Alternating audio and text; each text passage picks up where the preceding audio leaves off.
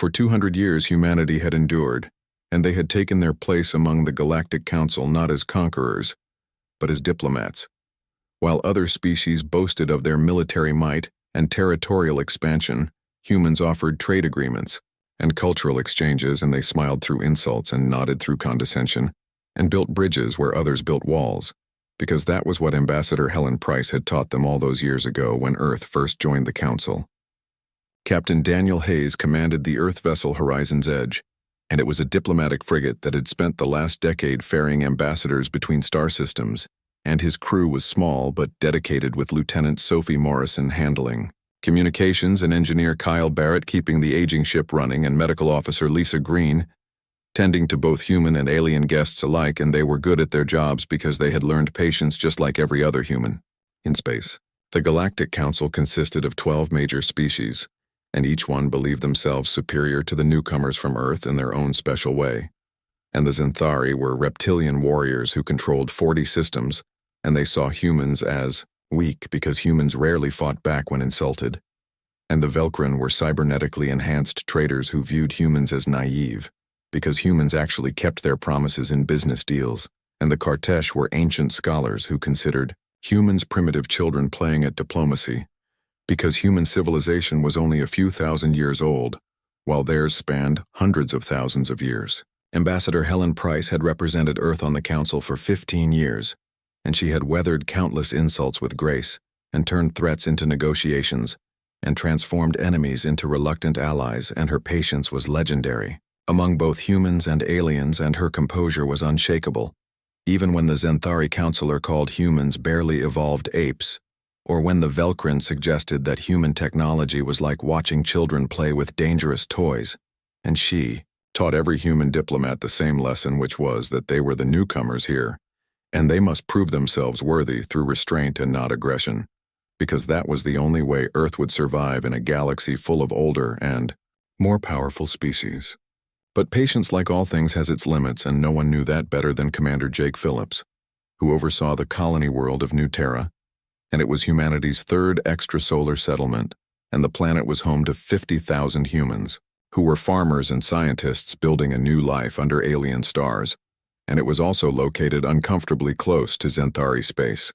which was a fact that had caused tension since the colony's founding 3 years ago, because the Xanthari believed that any world near their territory should belong to them by right of proximity. Jake commanded the colony's small defense force, which consisted of 12 patrol ships and a handful of orbital platforms.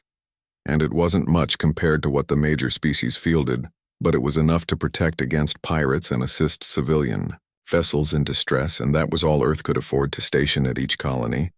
because humanity was still building its presence in the galaxy, one small step at a time, while trying not to anger anyone important. When Xanthari warships entered the New Terra system without permission, Jake followed protocol exactly as he had been trained, and he hailed them politely and requested their intentions and reminded them of Council law regarding sovereign space, and he kept his voice calm and professional, even though his heart was pounding because there were 30 Xanthari warships on his sensors,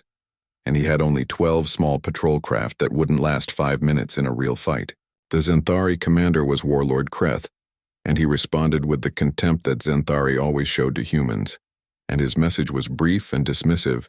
and he said his fleet would conduct military exercises in the system and human concerns were irrelevant, and the strong did as they pleased, and Jake could either accept this or do something foolish and die along with his pathetic little defense force. Jake reported the incident to Earth immediately using the quantum communication relay,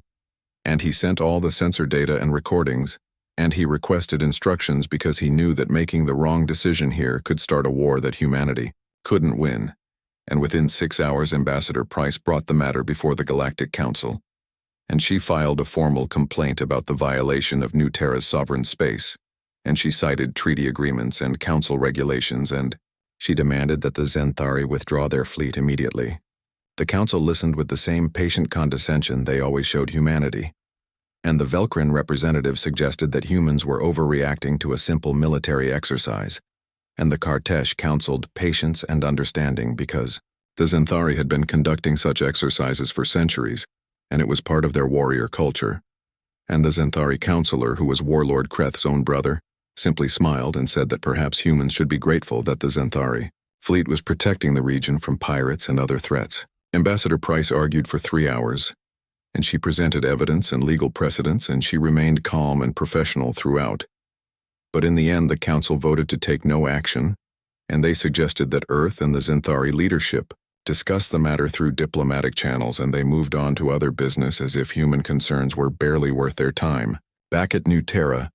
the Zenthari exercises continued, and their warships flew aggressive patterns through the colony's orbital space, and they disrupted shipping lanes and frightened colonists, and twice Zenthari fighters locked weapons on civilian transports just to watch the humans panic and scatter.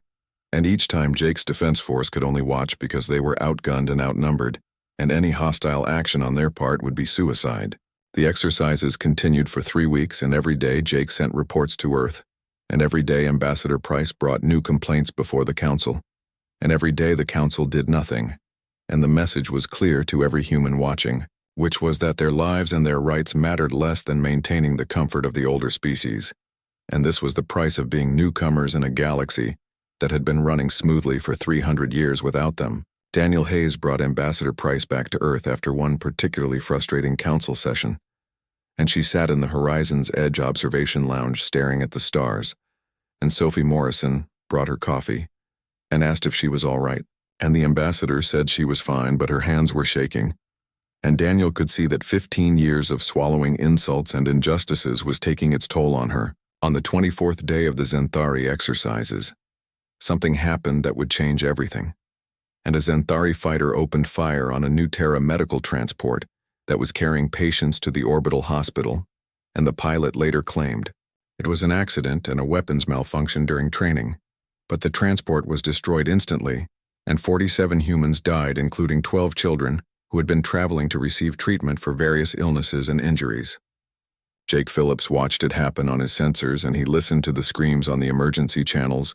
and he saw the debris scatter across the black, and he knew in that moment that something fundamental had broken, and he sent every recording and every sensor log and every communication from the past 3 weeks directly to Earth and to every council member simultaneously. And then he added his own message, which was simple and direct, and it said that humans had been patient, and they had followed the council's laws, and they had swallowed their pride and their anger for 200 years, and now their children were dead and no more. The message reached Ambassador Helen Price during a council session,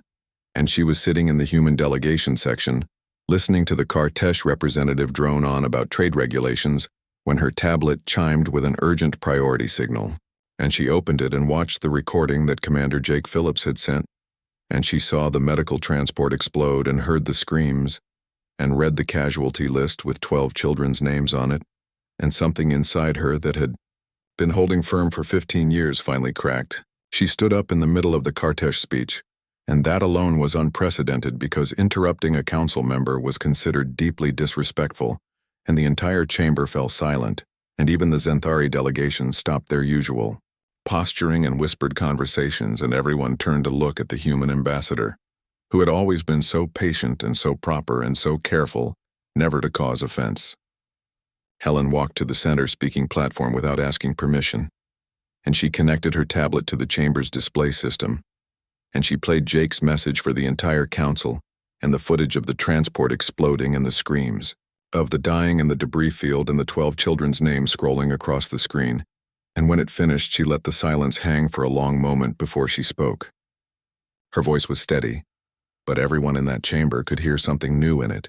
and it was rage, and it was barely controlled fury that made even the Zenthari counselor shift uncomfortably in his seat, because Huma had never shown this kind of emotion in council before,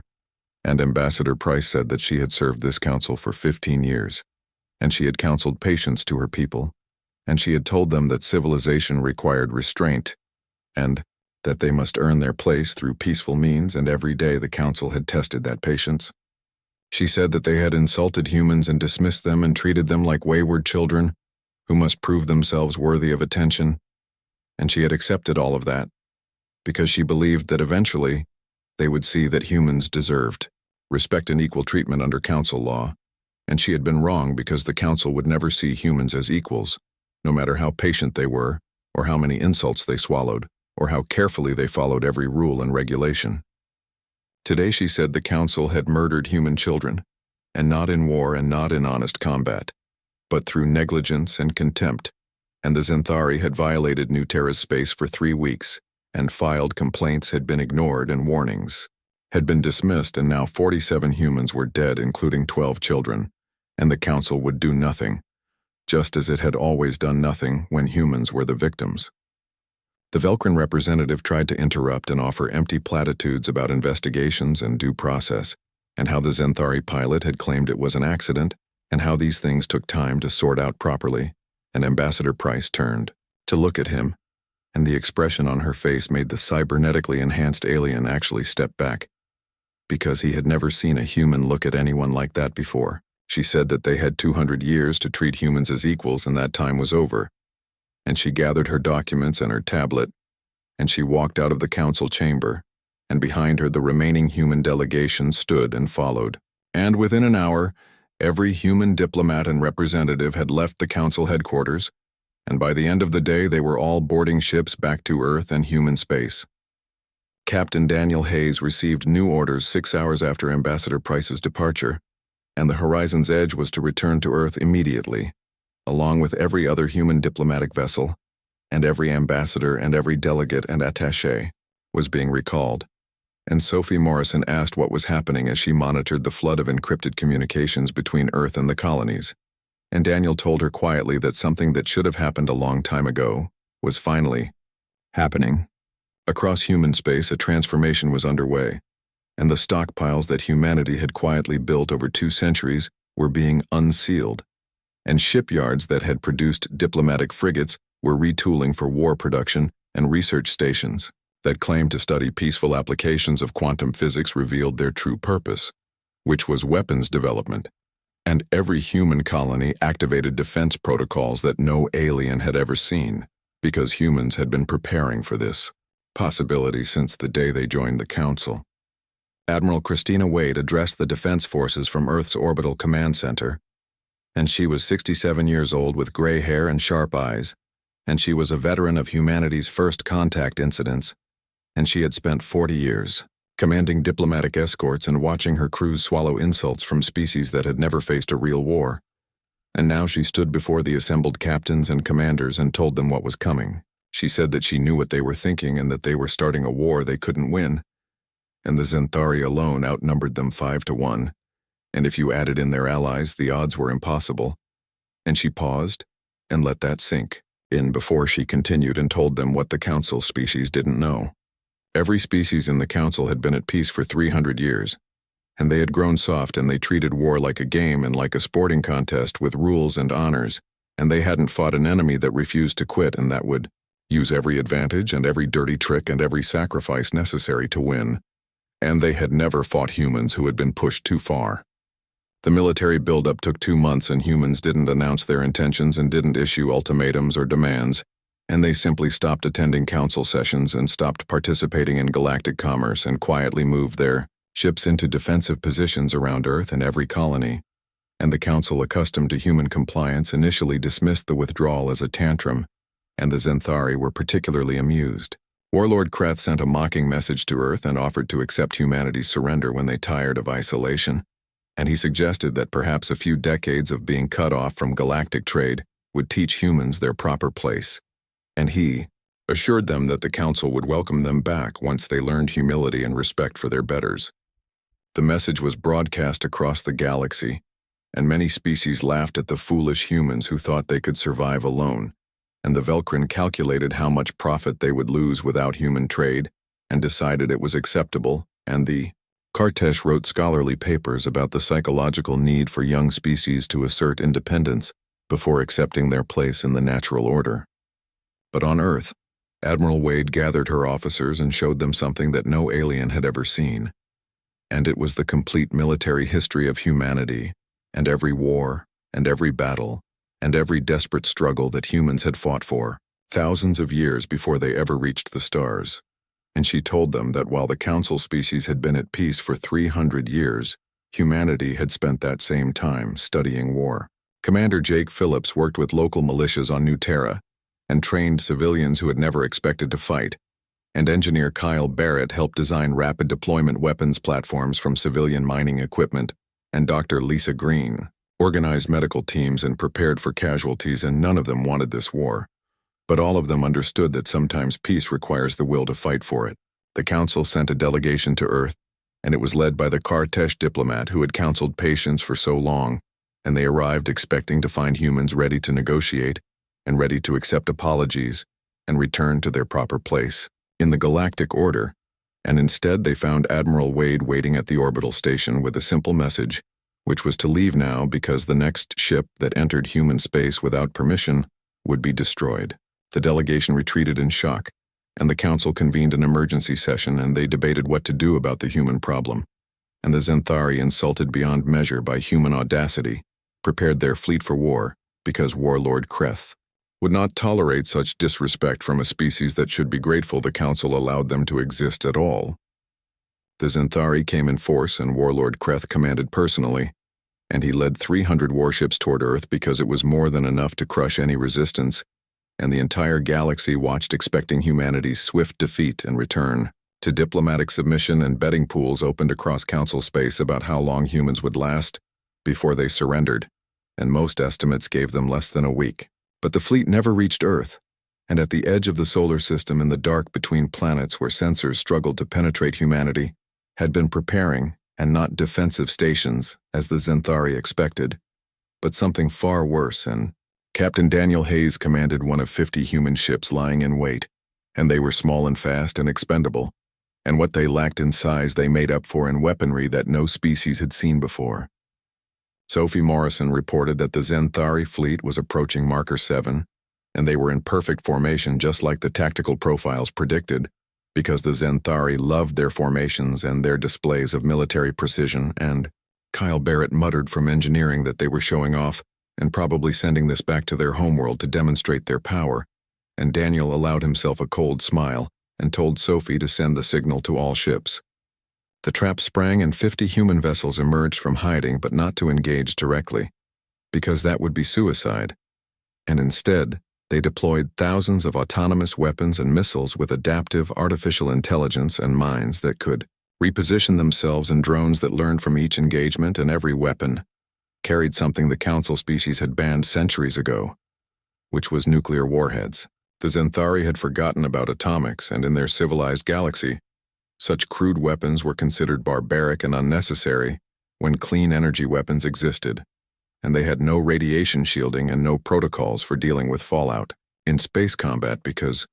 who would be savage enough to use such things? And the answer was humans who had been using nuclear weapons since before they left Earth, and who understood exactly how effective they were. The first detonations tore through the Zenthari formations, and ships that relied on energy shields found them useless against the raw kinetic and thermal force,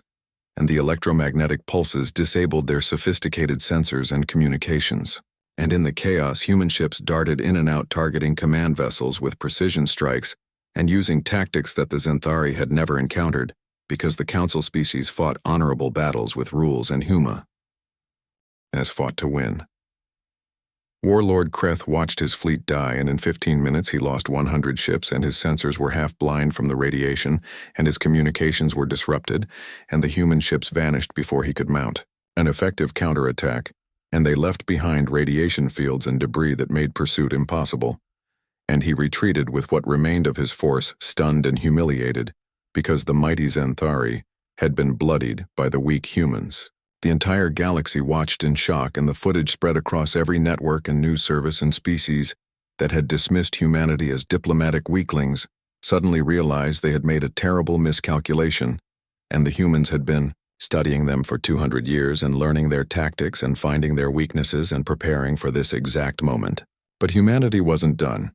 and strike teams hit Zenthari supply depots in raids that seemed to come from nowhere, and human cyber warfare specialists trained in an era when Earth nations still engaged in digital combat infiltrated Zenthari communications, and sowed confusion and false orders, and sabotage became the norm, and supply ships disappeared and ammunition dumps exploded, and everywhere the Zenthari turned, they found humans waiting with some new horror. The council tried to intervene, and the Velcrin offered mediation, and suggested that both sides return to diplomatic talks, and the Kartesh proposed binding arbitration, And Admiral Wade's response was broadcast on every channel, and she said that the Council had 200 years to provide justice and they chose to do nothing. And this was what nothing looked like. Other species began to reconsider their positions,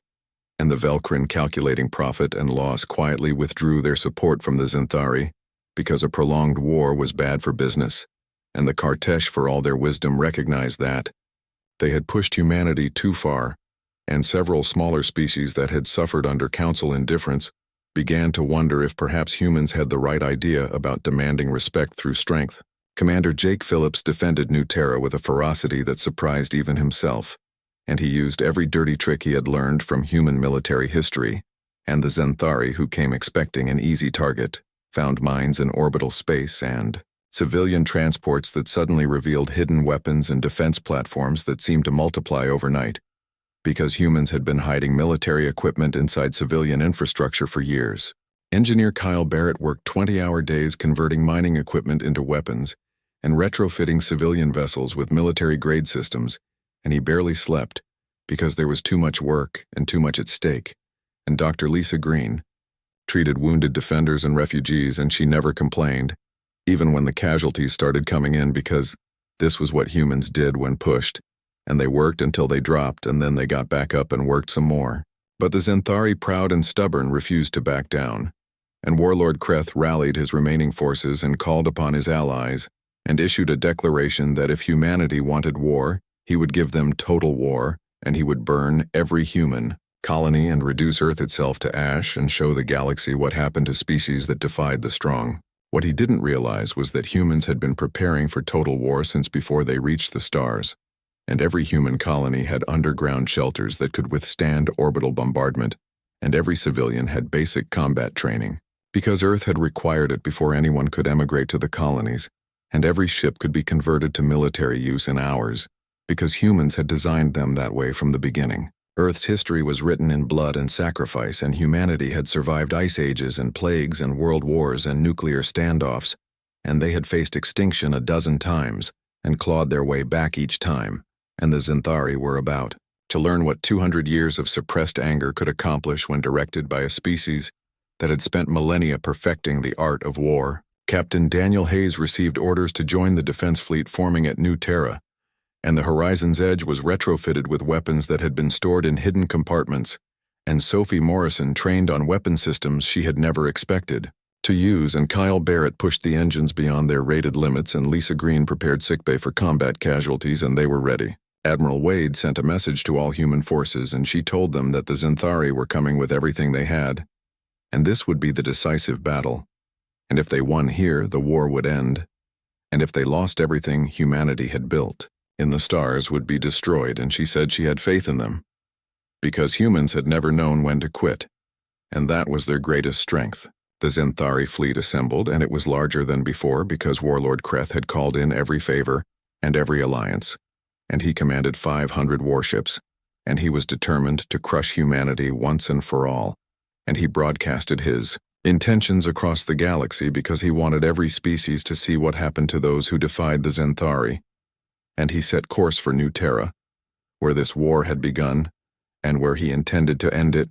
in fire and blood. But at New Terra, Commander Jake Phillips smiled grimly as he watched the enemy fleet approach, because he had spent 8 months preparing for this moment, and the Zenthari were about to learn that humans were very good at turning defensive battles into traps. The Zenthari fleet arrived at New Terra with all the confidence of predators who had never known defeat, and Warlord Kreth positioned his 500 warships in a massive formation that blotted out the stars, and he sent a final ultimatum to Commander Jake Phillips, demanding immediate surrender and promising mercy if humans yielded within the hour. And Jake's response was simple, and it was a single word, which was no. The battle began with the Zenthari advancing in their traditional formation, expecting the human defense force to either flee or die quickly, and instead they found nothing but empty space where human ships should have been. And for a moment Kreth thought the humans had already run, and then the orbital platforms opened fire, and they weren't where the Zenthari sensors said they should be, because humans had moved them during the night using low-power thrusters that were almost invisible to detection. The platforms fired missiles that split into dozens of smaller warheads, and each warhead had its own guidance system, and the Zenthari point defense systems were overwhelmed trying to track so many targets, and ships began taking hits, and Kreth ordered his fleet to destroy the platforms, but when his ships moved forward, they entered a kill zone that Jake had spent months preparing. The gravity well of New Terra, combined with carefully calculated orbital mechanics, meant that ships in certain positions had limited maneuverability, and Jake had mapped every meter of that zone and filled it with mines that activated only when Zenthari ships were in the worst possible positions, and the mines didn't just explode, but released clouds of shrapnel that moved in precise patterns calculated to cause maximum damage. Zenthari ships collided with each other trying to evade, and their tight formation became a liability, as disabled vessels crashed into healthy ones, and communications filled with panicked voices and contradictory orders, and through it all, human. Ships struck from unexpected angles and disappeared before the Zenthari could respond effectively. Captain Daniel Hayes led a squadron of 20 ships in hit-and-run attacks against the Zenthari flanks, and they used the planet's atmosphere to hide their approach and came up from below where Zenthari sensors were weakest, and Sophie Morrison coordinated targeting data between ships so that every attack hit a different vessel and prevented the Zenthari from concentrating their defenses. Kyle Barrett had modified the Horizon's Edge engines to produce twice their normal thrust for short bursts, and Daniel used those bursts to close distance fire missiles and retreat before the enemy could lock weapons, and it was dangerous because the engines might explode from the stress,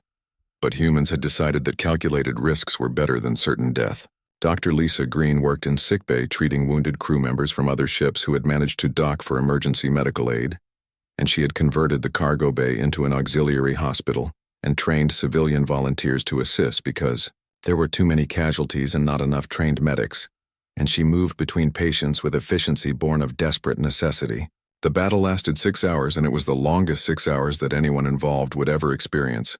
and the Zenthari lost ship after ship to human tactics that seemed to come from nowhere, and Warlord Kreth realized too late that he was fighting an enemy that had studied war for thousands of years while the Zenthari had only practiced it as a form of ritual combat between honorable opponents.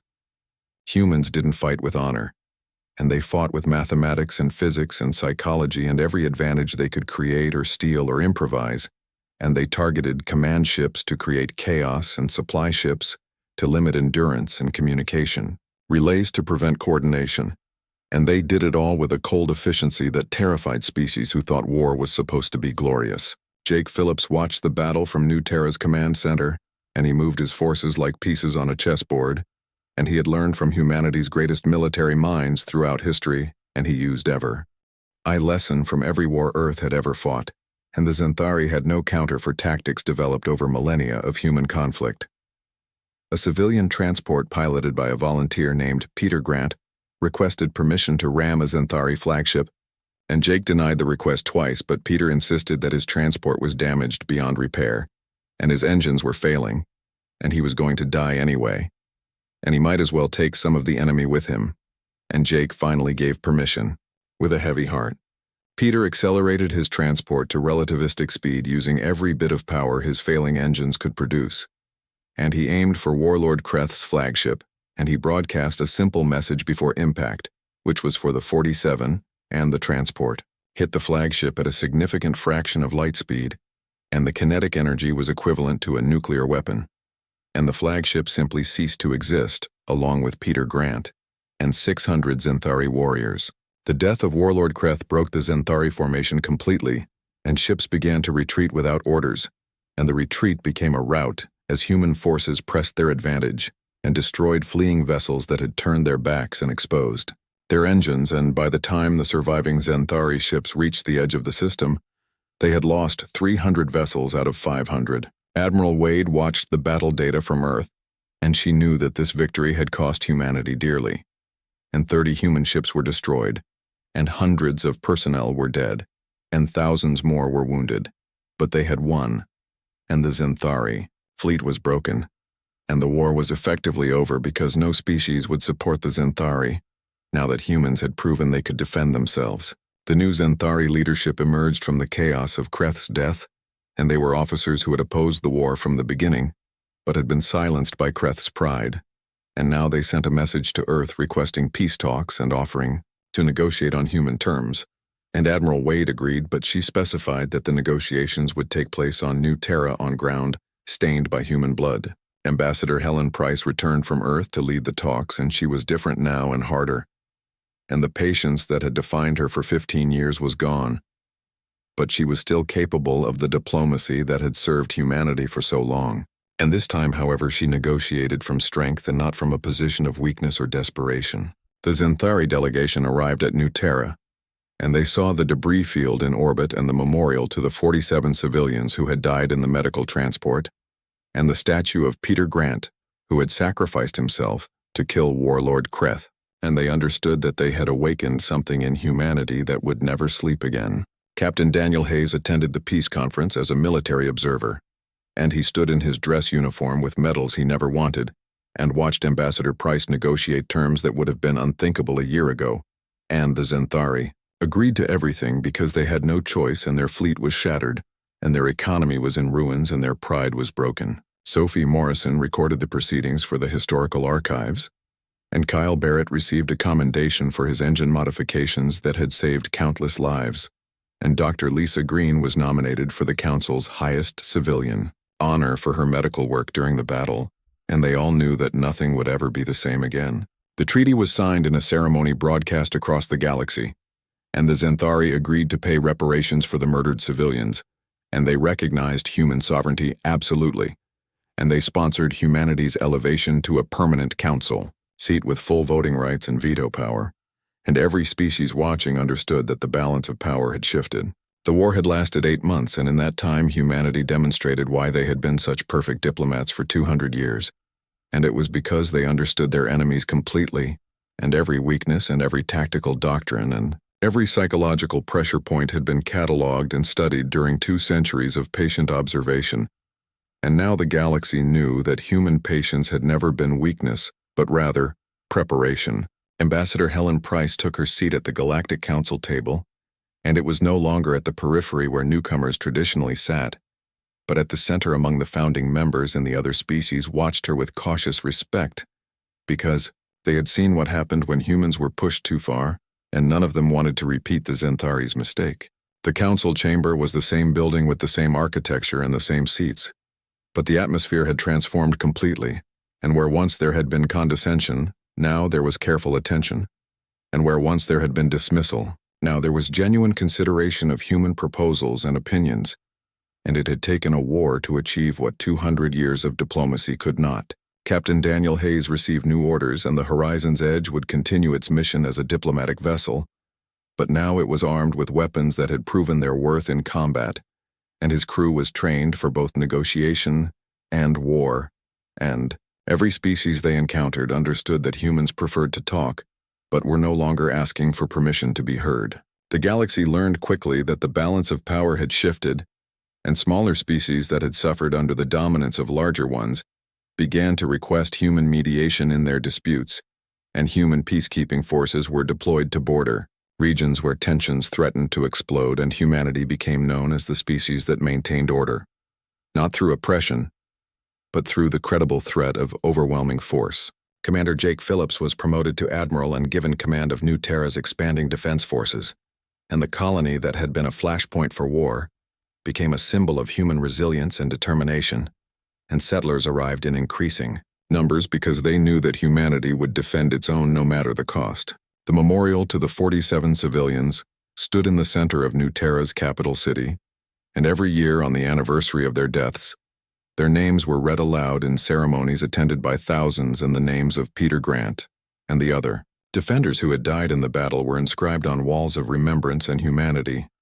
never forgot the price of their new status in the galaxy. Engineer Kyle Barrett pioneered new ship designs that combined diplomatic and military functions, and his innovations were copied by other species who recognized that the era of pure civilian vessels operating in deep space was over,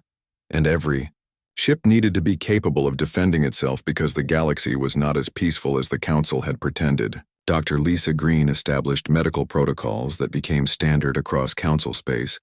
and she trained alien physicians in human trauma care techniques, and in return learned alien medical practices,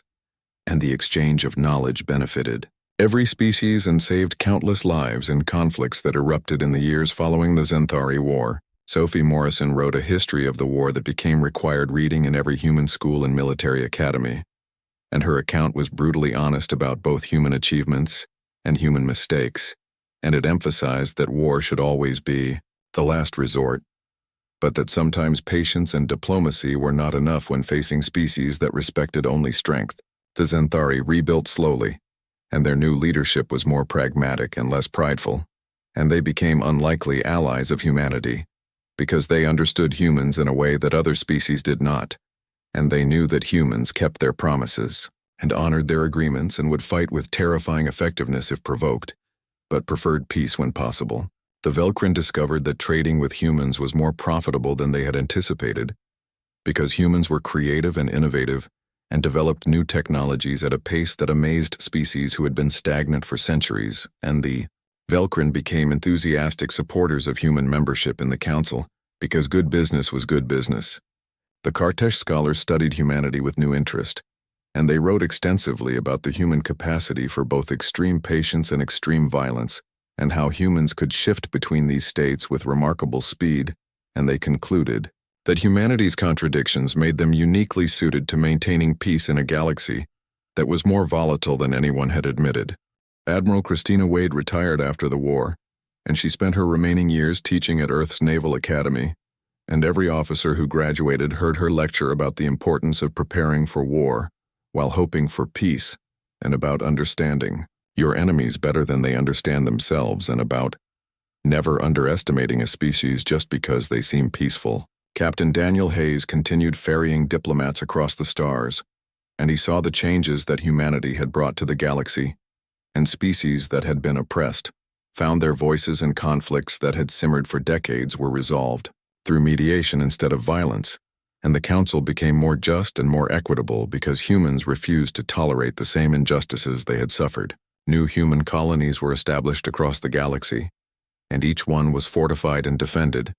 because humanity had learned that survival required both the will to fight and the capability to win, and every colonist understood that they were part of something larger than themselves and that humanity would never abandon its own again. The 47 names were spoken in schools and military academies and government chambers,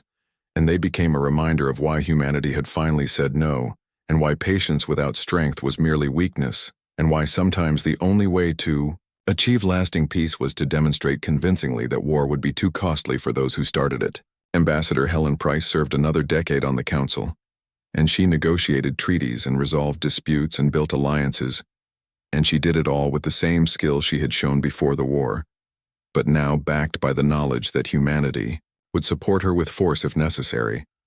and that made all the difference in how seriously other species took human concerns. The galaxy entered a new era, and historians would later mark the HFY War as the turning point when humanity stopped being newcomers and became full partners in galactic civilization, and the Council itself was reformed to give all species equal voice regardless of age or power, because humans had proven that even young species deserved respect and representation. Captain Daniel Hayes stood on the bridge of the horizon's edge decades after the war and watched the stars slip by, and he thought about how much had changed and how humanity had transformed from patient supplicants to respected equals, and he knew that the 47 had not died in vain because their deaths had awakened something in humanity that would never sleep again. The lesson was learned by every species in the galaxy, and it was simple and clear, and it would be remembered for generations to come. And the lesson was this: humans would always prefer to talk, and would always seek peaceful solutions, and would show remarkable patience in the face of adversity. But when that patience finally broke, the cost would be higher than anyone could afford to pay, and it was better to treat humans with respect from the beginning than to learn that lesson through blood and fire. No species would ever forget the moment humanity's patience finally broke, and more importantly, no species ever wanted to see it happen again.